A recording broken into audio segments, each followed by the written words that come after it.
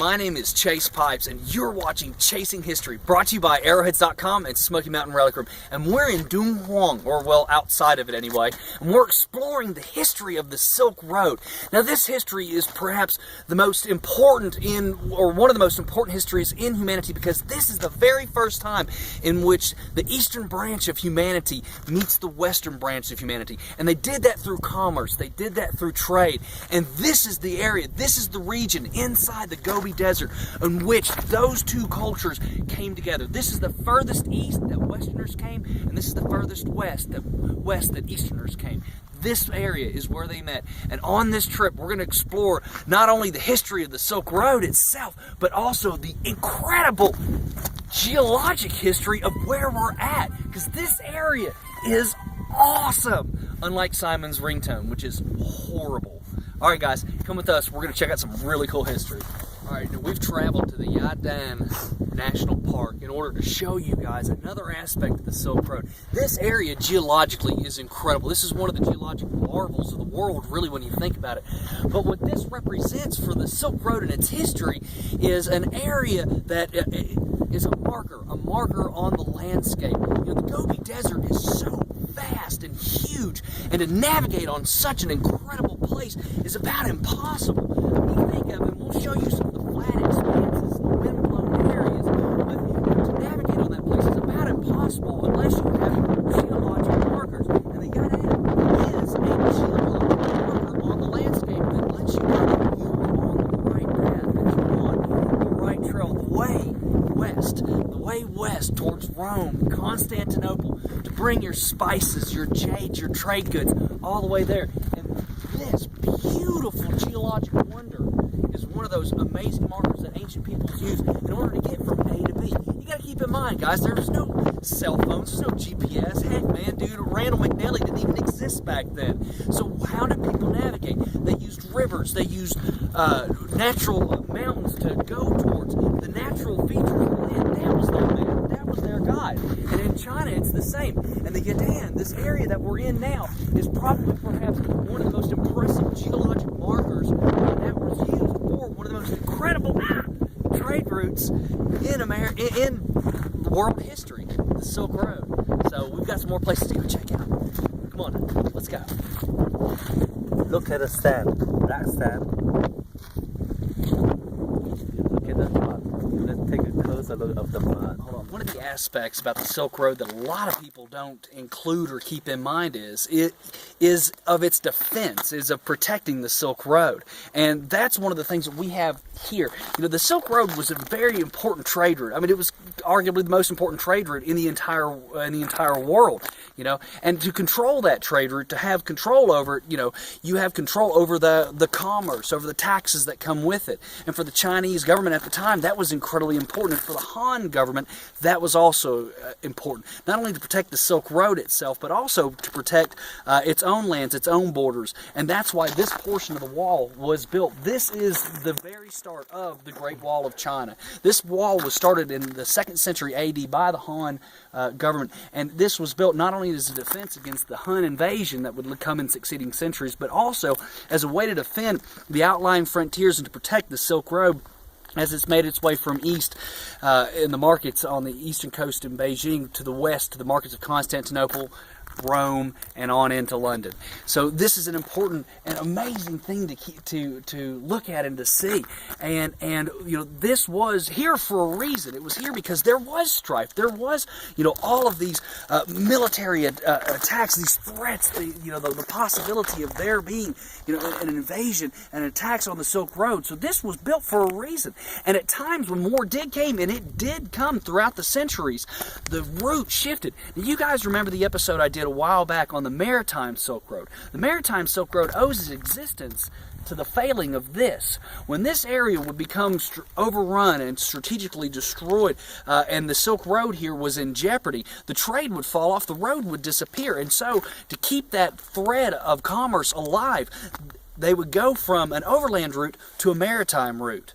And then as this area was taken back in control, it would go from the maritime route to the overland route. The overland route was more important because it was cheaper, it was more economically safe. You know, you got to keep in mind, ships, big ships, people to man them, that's expensive. You know, and the losses, if you lose a ship, you lost everything. There was no salvage back then. So the overland route was a safer bet, and it was also a more economically sound bet. So, and this is really an awesome example to see inform that protection of the Silk Road, and it's here, you know, in mud. So still preserved to this day. This is all that's left of it. So we've got a lot more things to go check out on our journey to discover the Silk Road. So come with me. We're going to check out some more places. Come with me, guys. We're here at Yuma Pass, also known as Yumenguan. This place what we're at now is a military post, a military bastion that would have been for the commander of this area. And if you look inside, this is also known as like a castle, in a sense, as you'd think of today. Now, this would have been for the commander during the Han Dynasty. Now, of course, we got people around, and this is a national park and a national monument. But still, that doesn't take away from where we're at. This is an incredible site. And this post, this site would have been the command center for all military operations in the entire area, which included not only manning the Great Wall, but also in defense of the traders and travelers that are going along the Silk Road. So let's go inside and take it awesome to the front. As you can see, look at the construction up here. And this is all mud brick construction, basically mud bricks that have been left out in the sun to dry and then stacked to form these walls here. You know, you got to keep in mind, this is 1,800 years old, and for a mud structure to last 1,800 years is incredible. Let's go inside and see what we can check out. You can see in the walls here, this is what's left of the original entrance of it, the original arch entrance, and this is what's left of the interior of it. There's hardly anything, features that you can really see to tell you, to identify what the internal structure of the building was like. But you do get some clues. Like if you look at that round hole up there, see that little bitty round hole up there? Now that round hole would have been to hold a support beam, and that support beam would have drawn across to other support beams, and it would have supported a wall, a ceiling, if you will, in which another floor would have existed in this place. Let's see what else we can. These little alcoves right here, these little chambers were purposely cut, not due to erosion, but probably purposely cut into the rock. And you can also see the erosion from the rain that falls in here every once in a while coming down. And this is another entrance. This entrance is on the north face of the wall, and this is the route that heads out towards the wall itself, towards the Great Wall itself. And this is what's left. This is a military castle. This is a military bastion. You know, this is where the commander, during the Han period in China, 1,800 years ago, this was his residence. This is where all the decisions would have made. This is where everything militarily that was significant would have happened right here in this, within these walls of this building. I mean, this is like going into a medieval castle in the 1800s. Pretty cool, if you ask me. So anyway, let's head outside and we'll see what we can find outside. Cool.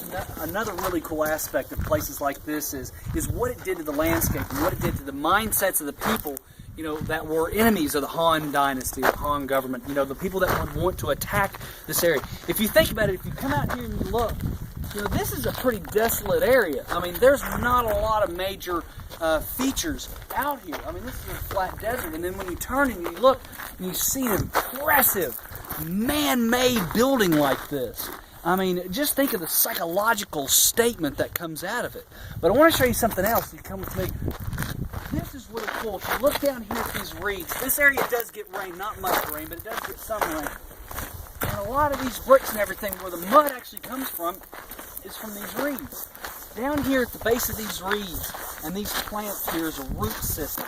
And this root system down here is very, very stable. And what they would do is they would chop off the top of the plants, leaving this root system intact. This root system would act as like a natural glue. And then that root system would be gathered up with other mud, would be gathered up with other mud and materials, and then packed in and mixed with water and then set out in the sun, so that the bricks themselves would not only include just mud and rock, but mud, rock, roots, and other plant materials. And that's a natural innovation that you don't really see in other places of the world except for here.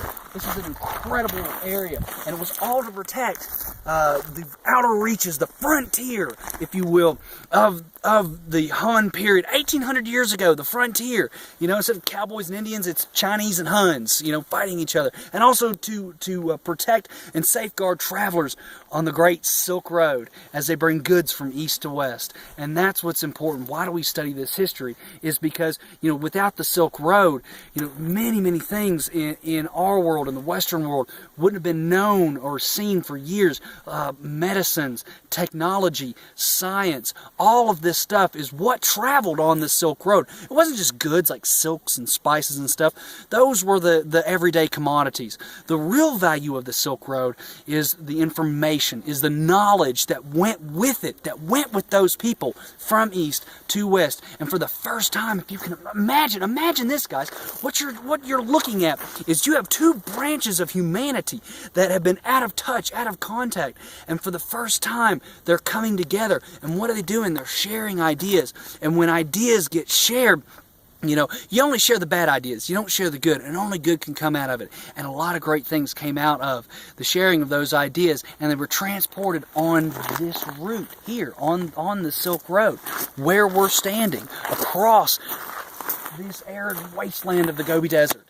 And that is just, that's fascinating. It's incredible. So I found a really cool poem I'm going to read you guys here in a little bit. So come on. We're going to take one more stop. I'm going to show you guys one more place, and we'll say goodbye for this episode. We're here at the Yumenguan Museum outside of the Gobi Desert, well, inside of the Gobi Desert. I want to show you guys something really cool. We've been discussing the Silk Road and talking about the Silk Road, but I want you to actually see a very piece of the actual silk that would have been traveled on the Silk Road, which is right here. This fragment, which is heavily embroidered, is from the Han Dynasty period. You know, so it's 1,800 years old. And this is a piece of fragment that would have been transported to Europe eventually, Constantinople, Eurasia. Up here's another piece of fragment. But this is these are actual period fragments from the birth of the Silk Road, from the time that we were talking about, this classic period. And if you look at the embroidery on it, it is absolutely incredible, the detail that you get here. So this is just an amazing piece of history, and it is where it belongs, which is in a museum where it belongs. So let's go see something else. Come on. I'll show you guys this. We're at the Mogao Grotto. It's actually one of the largest, or the largest concentration of Buddha Zen caves in the world. I can't do any video of anything in the world, but I want to show you guys something funny. Check this out. So back in the early 1900s, when this place was first excavated and sold, it was excavated by a lot of different archaeologists from all over the world, and they all took crap back to their own country, like the British, the French. So this is like basically the wall of shame. This is the British guy that took crap back with him. Yes, the wall of shame. Let's go down here. This is the French guy that took crap back to France. Yes. This is some of the documents that they took with them. Okay. This guy right here, this is the Japanese guy that stole a bunch of their shit. Come on down here. Alright, this is the Russian guy that stole a bunch of their crap. Right? And last but not least, this is the American guy. Yeah, this is the American guy. This is the American guy that stole a bunch of their crap, and that's the statue that he stole. Yeah, that was. And it's on display here in the museum, and the lady that was giving us the tour, remember this big time, pointed it out to us. Was like, yes, see this where there's an empty spot here, because there was a statue that an American took and took it back to America. And it's at Harvard University now. So, oh yeah, wall of shame, man. I thought you guys were gonna kick out of that.